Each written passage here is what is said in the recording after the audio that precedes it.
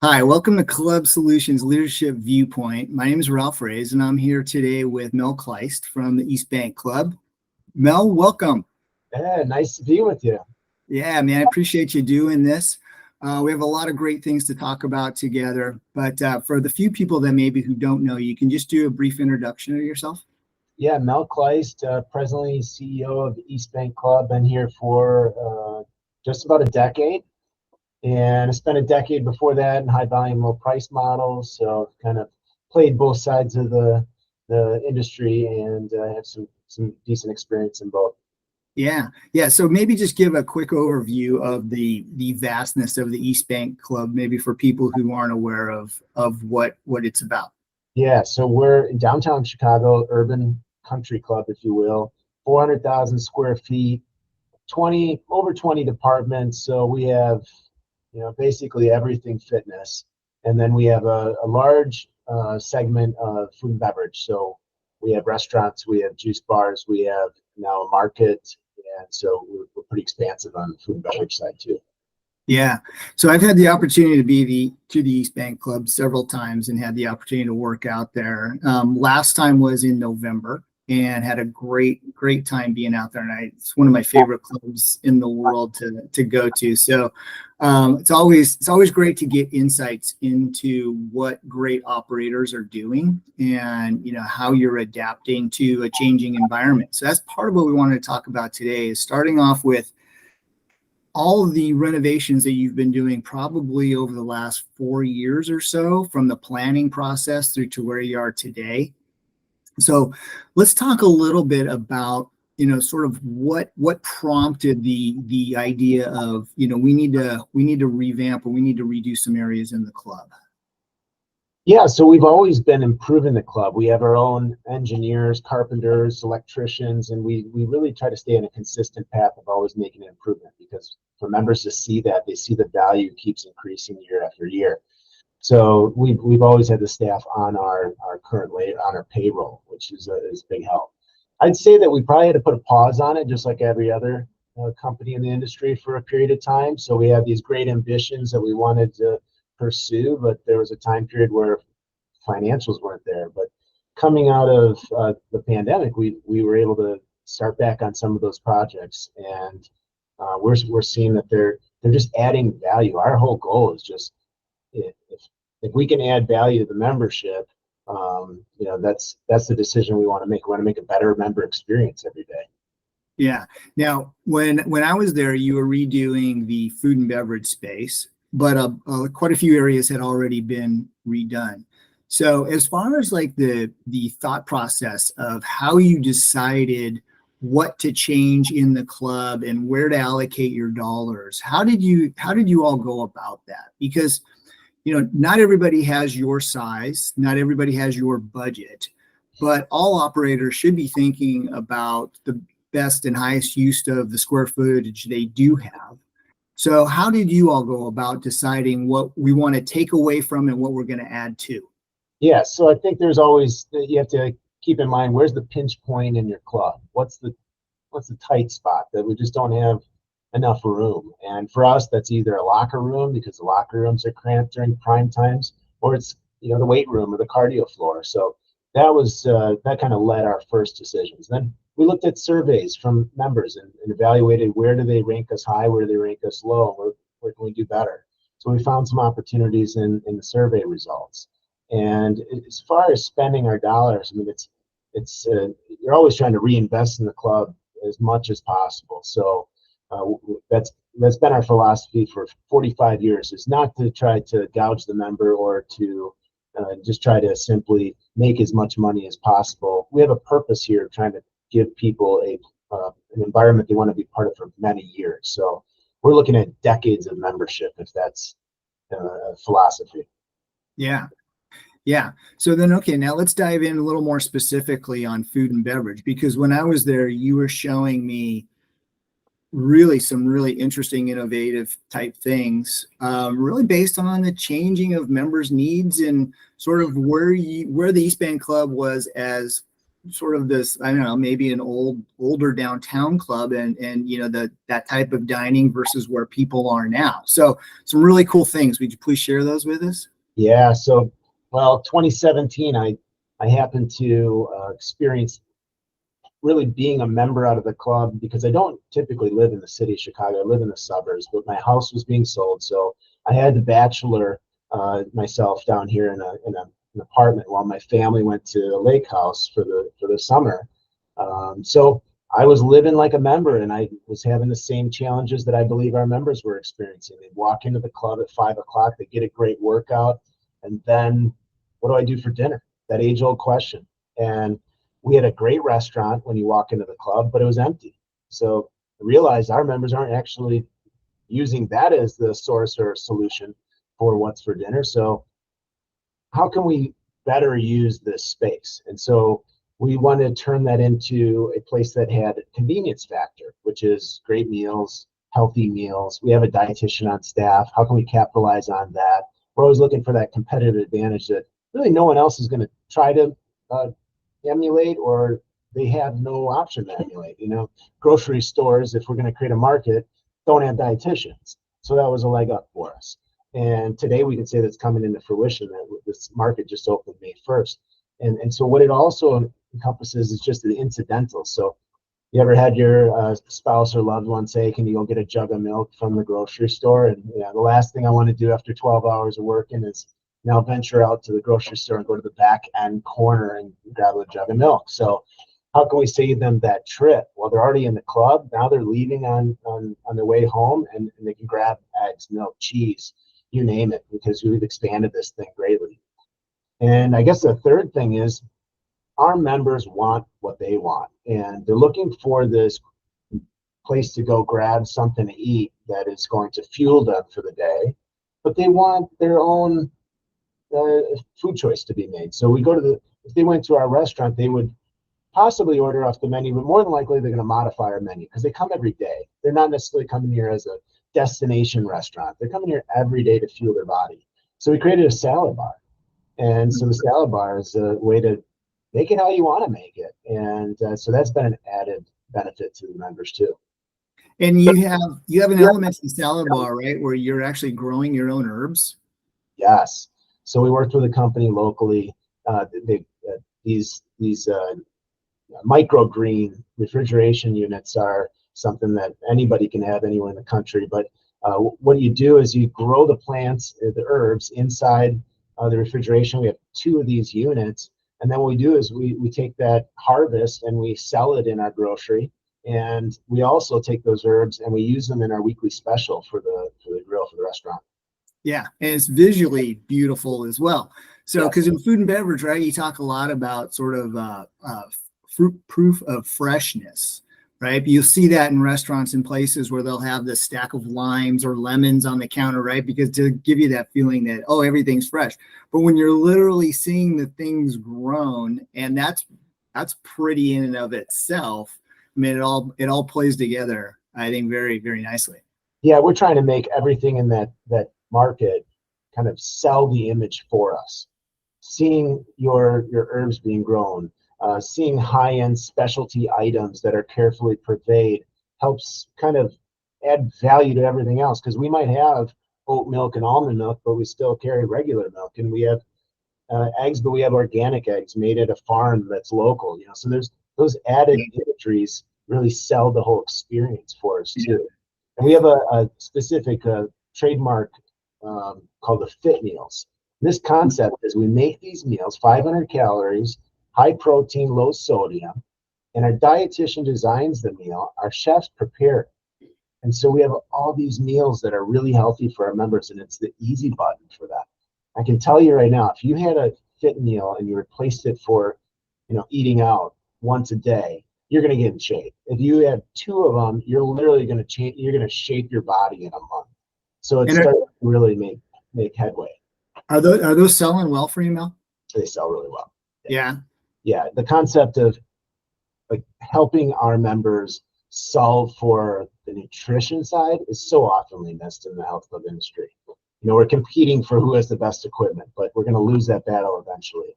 you got to add some of these other things because people are really asking us to start to be better players in all the spaces and what it means to be healthy. Yeah. Yeah. It adds a little bit to the idea of the club being the safe haven, right? Because the food choices outside of the club could be pretty sketchy, especially when you start looking at fast casual and, those types of things. So being a safe answer for people where they don't have to think too hard that it's going to be a quality food choice is great. Yes. So I don't want to spend too much of our time just on food and beverage with you because there's so much more, but I think that gives a little bit of an idea of how much thought goes into all the other areas of the club. And I know there were several other places that you all had redone before I got there. And I did have the opportunity to kind of go through the plans with you at the very beginning, which was very exciting. But so many other changes depending on what the members needed, right? So I think you did a lot in fitness. So let's talk about how you changed the fitness experience. Yeah, so we're an old facility, and because of that, things are kind of fragmented out. The racquetball courts became cycle studios at some point in our history, and we had a weight room, but the weight room was separate of all the selection equipment with pin-loaded equipment, and the cardio room was separate, and the performance center, which is basically a turf field, was separate too. And we wanted to bring that all together because that's how people work out. They don't want to go to different rooms to do those different types of activities. So we moved our weight room to a larger space because we also needed more space. So we moved it to a tennis court. We double-decked a tennis court. And out of that, we got 2 floors. And the first floor is now a portion of the cardiovascular room, which is also on an adjacent wall to the performance center. So we've created 40,000 square feet of just cardio and weights. It's massive. Yeah. And what we're looking for, we actually had Rudy Fabiano, a great architect in the industry, come out and just give some inspiration behind how we could start this plan. We told him what we wanted, but he's like, I try to help build architecturally an experience where we can capture the wow. And we live by that. That's one of our core values here is how many times can we wow our members? And so we have a separate staircase in this middle of this whole cardio and weight experience that takes you up to the second floor that we created. And that's a vantage point to look over this, auditorium of weights and cardio and make, that experience come to life, that wow experience come to life on every tour. So he wanted to help us really create an image that would capture the guest that would also become the member. Yeah. So just so viewers know, I asked Mel to do a club tour, a video club tour for another segment for Club Solutions. So Mel graciously said that he would, and he'd have the team do that. So you'll be able to see a lot of the things that Mel's talking about because it's definitely very, very unique and very cool. So yeah, so you created a small group performance space, right? And then a boxing space. That was a reallocation of space. You completely added to the free weight space, all in sort of response to how members are training now versus how they were 10 years ago. Right. Yeah. Right. In many cases, I think the industry is going to a pay-for-use model in a lot of these different modalities. And our thought process is, and I think, it's really important for all of us, we're a membership economy. Everything's built on the membership, and those other ancillaries are challenging to make a profit on their own. So we choose to really focus on the member experience and try to solve for problems that we're having as far as what friction points in terms of the value and the experience of the club, and try to bake it into the membership and really just look at the dues increases as something that can help fund the process of us growing. So challenges in 2017 were we had people working out on their laptops all around the club and hallways and you name it. They're sitting on the floor trying to find a plug-in. And so we created a workspace, and it's a wonderful, well-appointed workspace, phone booths, you name it. Today it's packed all day long, of course. I guess we didn't envision that it would be this popular, but it's packed, and it's taking that experience of being in a hallway and something that wasn't a good fit for everybody. It also wasn't a good fit for the person that wasn't working. They have someone making a phone call in front of them. We took that and found a solution. And so that's one way we've kind of advanced then. that was baked into the membership after we went through the pandemic. We had a membership model for that, and we realized, these people are staying all day, they're eating here, and they're parking here, and we charge for parking. So we're making, we're earning some kind of ROI on this project anyway. So why charge them a separate membership for that? And then we had the Brickyard, which is our small group training. And we realized that, is it really worth it to charge someone $20, $30 for a class when the other people are maybe charging that in the industry or in the small group studio environment, but we can bake it into the membership. So again, we threw it into the membership, and we now host a recovery section in the club. But instead of charging for boots and Theraguns and all these things that are recovery related, we just bake it into the membership. So for the last 5 years, we've just raised dues continuously with adding in each one of these features to the membership every time we raise dues. Yeah. And I think that sometimes we forget in the industry about the different margins between like programs that tend to marginalize much lower because of staffing. And you get a couple classes where you have one person but you're paying for the full rate, and it just doesn't marginalize as well as dues. And when you're able to get a $5 dues lift on 5,000 people, yes, versus the incremental margin on a single program, it's significantly different. And the value, right? People don't feel like they're getting nickel and dimed. You don't have to use a bracelet to go through this door because you don't have the right dues. Certainly there's a place for that model, and I'm not knocking it, but there is certainly a place for the all-inclusive model where people can see the value of everything wrapped together as well. So I think that our industry, we tend to have, we've migrated a little bit towards the low end, high value dues model, but there's certainly a whole bunch on the upper end, all inclusive model that people still really, really want and enjoy. Yeah, the reality is, I think I've looked through the lens and cautioned myself on this philosophy of add value, add in the dues, because you think about supply and demand and worry, okay, if I'm going to only put 4 chairs in that do massage, well, if I don't charge for it, they'll be fighting over them. But the reality is it kind of just balances out. And instead what happens is our members don't all want to use it, but they want to brag about it. They just want to say my club has, you keep filling the blank for that. We have a sun deck up on the 4th level, which is awesome. It's huge, 800 sun deck chairs, 2 pools on the outside, 1 inside. It's fun up there. It's got restaurants and a pool bar. The reality is only 20% of our members go use it. Some people have been here 40, 45 years since we started, and they've never been on that sun deck, but they brag about it. Yeah. And that's just another wow. My club has this special thing and makes them feel good about their club. Yeah, no, that's awesome. That's a great share. Okay, so the last one on there, the Cycle Studio. You completely reimagined the Cycle Studio. Yeah, as I mentioned, I think this is right for most folks. The Cycle Studios fit nicely into an old racquetball court. So it's a typical rectangular design that you just kind of pack them in. You get as many bikes as you can in there. You get it really nice and loud, and instructors up in front or on the side, and everybody's just packed in, sweating it out. But the reality is, my survey results from the members were just saying that this type of experience was not great. And this is all pre the bike phenomenon at home. So what we did is we thought about it like, all right, do people really want to be on top of each other? The answer is probably no. And do we want to make it so that the music is so loud that some people have sensitivity to noise or frustrated, others can barely hear the instructor speak? So we created a experience for the group exercise instructor where their keys and toggles are super easy. They don't have to control a lot. They set the music and go. And then they have a speaker so they can hear themselves and they know how much they're projecting. We invested in the sound system so that it doesn't have to be loud to be high quality.